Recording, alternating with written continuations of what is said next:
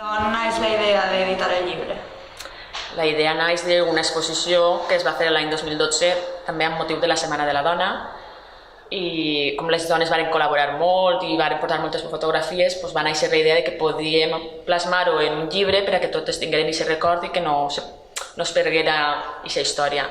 I se va prendre aquest compromís i al final, al cap de 3 anys, s'ha fet possible. I què és el que podem trobar en ell? En el llibre.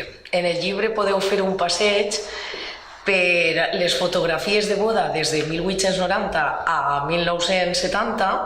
En un principi nosaltres volíem fer-ho fins a 1950, però ho allargarem fins a 1970 perquè veurem també coses interessants en la dècada dels 50 i 60, i més que res també perquè les ames de casa, que foren molt actives i participatives en la recollida de fotografies i tot, eren elles d'aquesta època i volien també formar part de records de la història de Sollana.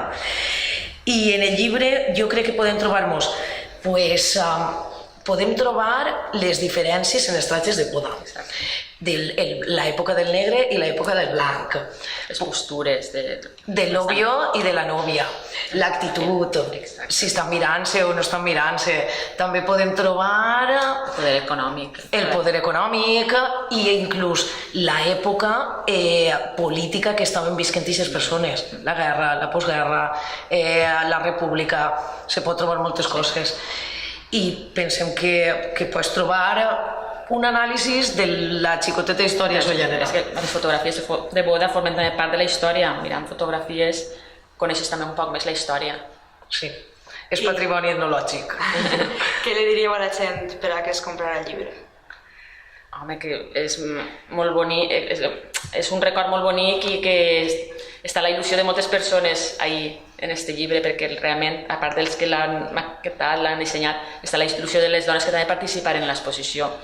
Pense que és bonic tindre aquesta il·lusió i aquest record ahí per a sempre. Sí, és un record, una il·lusió, i se pot trobar moltes curiositats que no s'esperarà, perquè han canviat molt les coses i ara tots tenim accés a la càmera fotogràfica i ens fem moltes fotografies, però abans n'hi ha gent que només se feia una fotografia en la seva vida o dues, i una era la de les fotos de boda, i se pot sorprendre molt de lo que pot trobar en el llibre.